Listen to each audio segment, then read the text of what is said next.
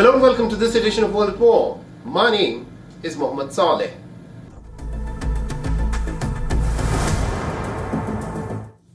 The Israeli ground offensive will not stay limited to northern Gaza. What has now become abundantly clear is that the Israeli ground offensive will strike even the southern part of Gaza. But remember, right since the beginning of this war, Israel had been insisting that all Palestinian civilians should flee to the southern part of Gaza, as southern Gaza would be a safe zone for them. In the last fortnight, repeatedly, the Israeli military leadership had insisted that Hamas had its command center under the Al-Shifa hospital. So the Al-Shifa hospital was raided by the Israeli forces. But what really did the Israeli forces find in the Al-Shifa hospital? And now, the former Israeli Prime Minister Ehud Olmert claims that Hamas has its command center not in the Al-Shifa hospital as was earlier claimed, but actually in the southern city of Khan Younis, which is where the Israeli ground offensive is expected to shift to next. Our next report gets you more.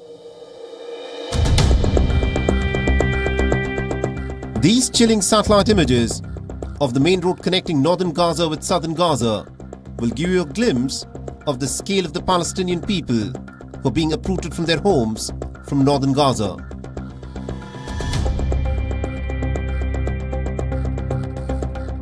Each dot that you see on the road is a human being with dreams, hopes, aspirations, but at the moment is just trying to flee to safety. Hungry, thirsty, and in many cases wounded, with nothing more than the clothes on their back. Israel claims it is going after Hamas, but what we are witnessing is the depopulation of northern Gaza as the Israeli forces continue with their ground assault. Despite this exodus, there are still an estimated 400 to 600,000 Palestinians who remain in northern Gaza. This video put out by the Israeli Defense Forces on the 17th of November will give you a sneak peek into Israel's military activities in the once densely populated and tightly constructed neighborhoods of northern Gaza. Israeli tanks and heavy armor have rolled in. The Israeli troops are going through building after building, home after home, often flattening entire structures as they inch forward. The Israeli Prime Minister Netanyahu, in an interview to CBS, has now admitted that Israel has failed in minimizing civilian casualties in Gaza. On the other hand, the Israeli forces are meeting with some dogged resistance from Hamas fighters. This video shared by Hamas shows the tactics that are being deployed. Close combat is complicated, and even the best militaries in the world struggle. Hamas fighters are using their dense network of tunnels to great effect, emerging out of destroyed buildings and scattered rubble to stage ambushes and catching the Israeli soldiers by surprise. Hamas snipers can be seen taking down Israeli soldiers, and in some cases, they're even firing rocket-propelled grenades into buildings where the Israeli troops have gone into. But this is asymmetric warfare, and Hamas's crude firearms are simply no match to the devastating firepower that Israel has rained down on Gaza. So as the war enters into its 7th week, Palestinian hospitals have now emerged as the new front lines in this battle. When the Al-Ahli Baptist Hospital was bombed on the 17th of October, resulting in many casualties, Israel was categorical. It had said that it does not target hospitals that are protected under international law. But in the last fortnight, Israel has accused Hamas of hiding in Palestinian hospitals. These Israeli attacks are by far the worst genocide of this century. Secondly, we condemn the attacks from Israel on the health facilities which caused total blackout of a number of hospitals in Gaza. The IDF's claims is a form of framing done by the IDF to justify attacks to come. They portray it as if there are bunkers, headquarters of Hamas, and this is what they will try to execute. Second, attacks around the Indonesian hospital are terror attacks, aimed at giving a reason for civilians to move to the south and justify these attacks according to the claims made. This is why MERC deny these claims, be it through technical or diplomatic means.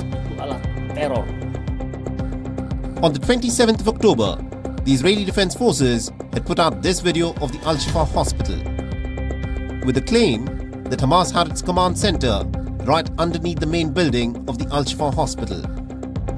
This was an intelligence claim that was also backed by American officials and even by the American President Joe Biden himself. Can you detail for us what kind of evidence do you have seen that Hamas has a command center under Al-Shifa hospital? No, I can't tell you. I won't tell you. Do you feel absolutely confident based on what you know that Yes. that is the truth? Yes. And Mr. President, after today, would you feel we're going to press... The Al-Shifa hospital, remember, is the biggest medical facility in the Gaza Strip, where an estimated 60,000 Palestinian people had sought refuge from the Israeli bombs. And this is a detailed video released by the Israeli Defense Forces after having raided the Al-Shifa hospital.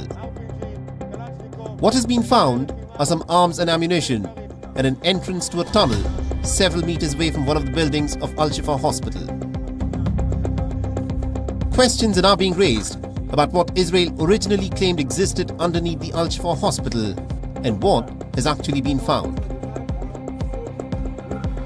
In a recent interview to Euronews, the former Israeli Prime Minister Ehud Olmert now claims that Hamas's command centre exists in Khan Younis in southern Gaza and not in the Al-Shifa hospital as was earlier claimed. And Khan Younis has already been given a notice that all civilians must evacuate from there. We are determined to advance our operation. It will happen wherever Hamas exists, including in the south of the Strip. It will happen at the time, place and conditions that are best for the military.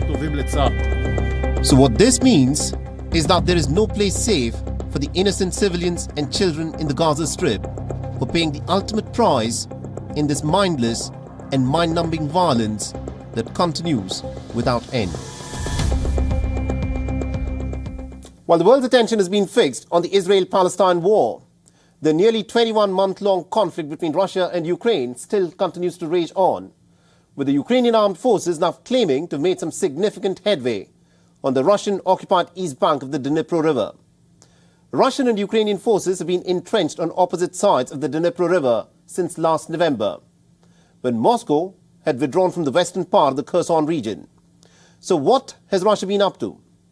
Now, on the 16th of November, the Russian Defense Ministry released a video of an intercontinental ballistic missile equipped with a nuclear-capable Avangard Hypersonic Glide Vehicle that was loaded into a launch silo in southern Russia. So how significant are the capabilities of the Avangard Hypersonic Glide Vehicle? Our next report gets you the details.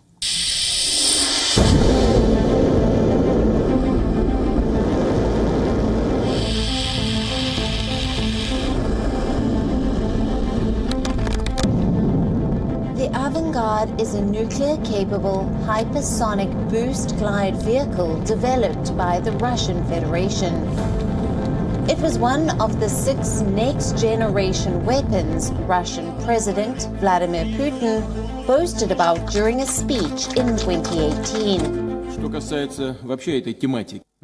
The new system Avangard is invincible for today's and even future anti-aircraft systems of the potential enemy.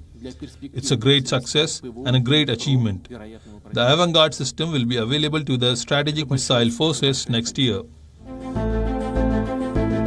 In the Russian Defense Ministry video released on Thursday, a ballistic missile is seen being transported to a launch silo, is gradually raised into a vertical position and then lowered into a shaft in the Orenburg region near Kazakhstan. The origins of the Avangard Hypersonic Glide Vehicle, or HGV, date back to mid-1980s. It was around this time that the erstwhile USSR first started research on hypersonic warheads. The initial efforts came to an abrupt pause in 1991, when the Soviet Union broke up.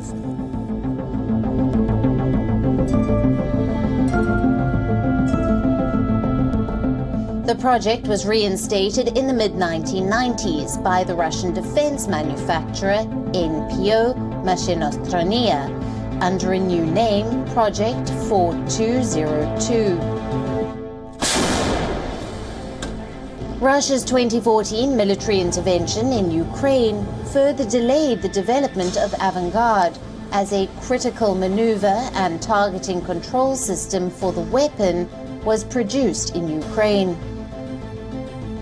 Between 1990 and 2018, there were approximately 14 reported flight tests of the Avangard. And in December 2018, Russia test-fired the weapon from the Dombroyovsky missile base in Orenburg Oblast.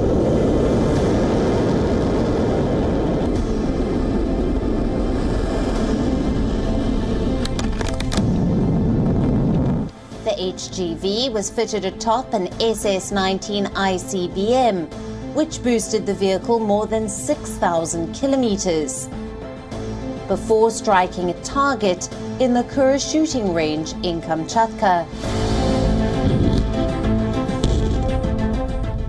Repeatedly, Russia has stressed that it is developing hypersonic weapons to ensure that the Russian strategic forces can penetrate future US air and missile defenses.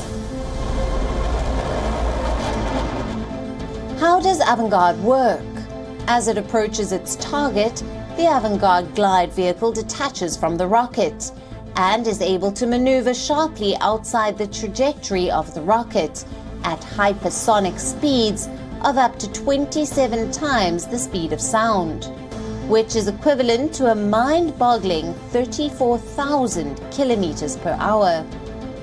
The reason it is so difficult to intercept is because it constantly alters the missile's trajectory.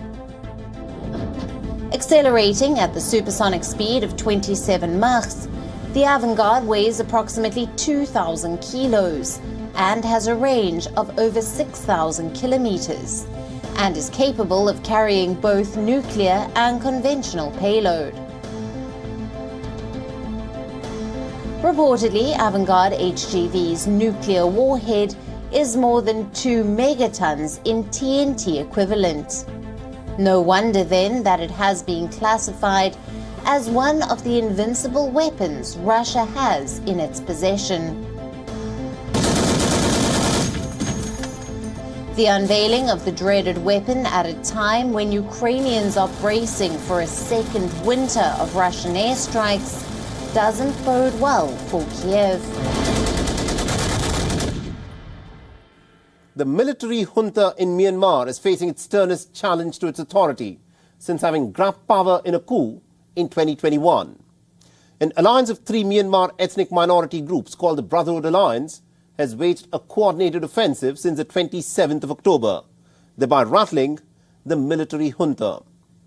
The offensive that's been named by the rebels is Operation 1027, signifying the date on which it began, has made inroads into the junta-controlled areas in the northern Shan state, the Kaya state in the east, and the Rakhine state in the west. The rebels claim to have overrun nearly about 100 military outposts, besides capturing several border towns, which has basically cut off the cross-border trade between Myanmar and China. At least about 75 civilians, including children, have been killed, and close to 100 others have been wounded in these clashes. Our next report gets more details.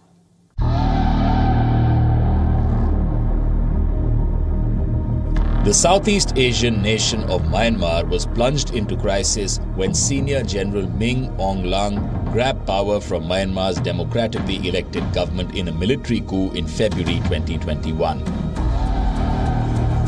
Mass protests against this illegal power grab erupted. Military generals responded to these nationwide protests with brute force, further antagonizing their civilian opponents. Since then, it has been proven to be an uphill task for the military junta to contain the dogged resistance to its rule. Another front of the anti-military resistance has been Myanmar's borderlands, home to more than a dozen ethnic rebel groups. For decades, these rebels have waged a war against the military over autonomy and control of lucrative resources. The 2021 coup united pro-democracy activists in towns and cities with the ethnic minority forces fighting in the hinterlands for self-determination. On the 27th of October, a coalition of 3 ethnic rebel groups known as the Brotherhood Alliance, the Tang National Liberation Army, the Arakan Army, and the Myanmar National Democratic Alliance Army, or MNDAA, launched coordinated attacks on the military across a swath of Myanmar's northern Shan state. The Brotherhood Alliance is believed to have a strength of 15,000 fighters. Reportedly, they have overrun more than 100 military posts, captured border crossings, and the vital roads carrying most of the overland trade with China. Even drones have been used by the insurgents to drop bombs on the military posts. The capture and control of major cities like Chinchihor and Kurlong by rebel forces has dealt a devastating blow to the Myanmar army. Acknowledging the gravity of the situation, former General Mint Swe, who was appointed president after the 2021 coup, held an emergency meeting of the ruling military council.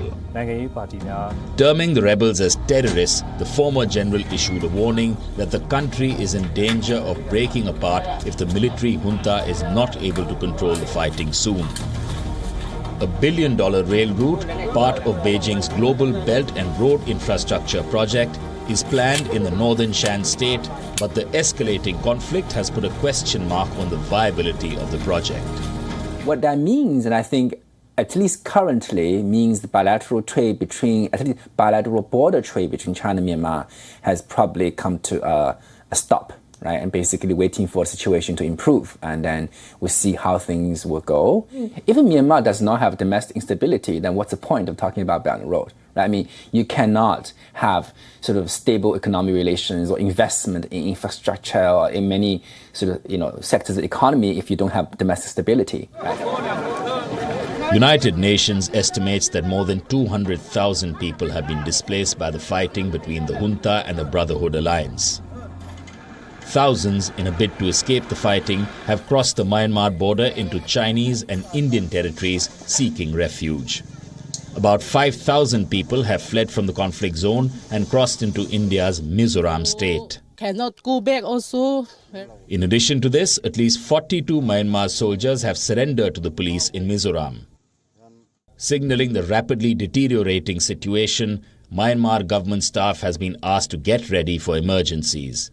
And local media have reported that a call has been issued for those with military experience to prepare to serve. Analysts are of the opinion that the biggest military challenge to the army is tantamount to an existential crisis. Clearly, things are no longer sustainable for the Myanmar army. At some point, it's either going to have to give up very significant parts of territory, or it might even be pushed to potentially make even bigger concessions. The Myanmar military, I think, is facing an existential crisis at this point. The military ruler, General Ming Aung Hlaing, attacked the ethnic armies, labeling them as drug gangs, claiming that the offensive has been paid for by the production and the trafficking of narcotics. The Myanmar army so far has failed to mount a serious counter-offensive on the ground, primarily relying on air and artillery strikes. Consequently, the military junta's response to the groundswell of opposition, backed by armed resistance, has failed to quell the resistance so far. Will these renewed coordinated attacks by the rebels prove to be a turning point in the history of Myanmar? The strategic town of Kidal in northern Mali occupies a special place in Sahelian geography and consciousness. A former French military post since the beginning of the 20th century, the town was a stronghold of Tuareg-dominated separatist groups since 2014. In a major victory, the Malian Junta has managed to recapture Kidal on the 14th of November. The capture of Kidal is a significant and a symbolic success for the Malian Junta leaders who had seized power in 2020.